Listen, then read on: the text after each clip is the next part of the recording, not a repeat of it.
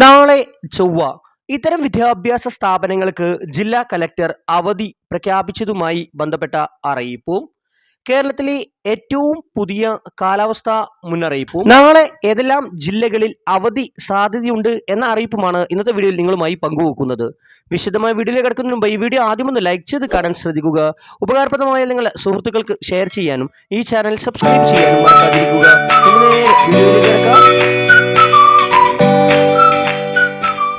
ഇന്ന് ജൂൺ 23-ന് വിവിധ സ്കൂളുകൾക്ക് ജില്ലാ കളക്ടർമാർ അവധി പ്രഖ്യാപിച്ചിരുന്നു. തൃശൂർ, കോട്ടയം ജില്ലകളിൽ ദുരിതാശ്വാസ ക്യാമ്പുകൾ പ്രവർത്തിക്കുന്ന സ്കൂളുകൾക്കായിരുന്നു ഇന്ന് അവധി പ്രഖ്യാപിച്ചത്.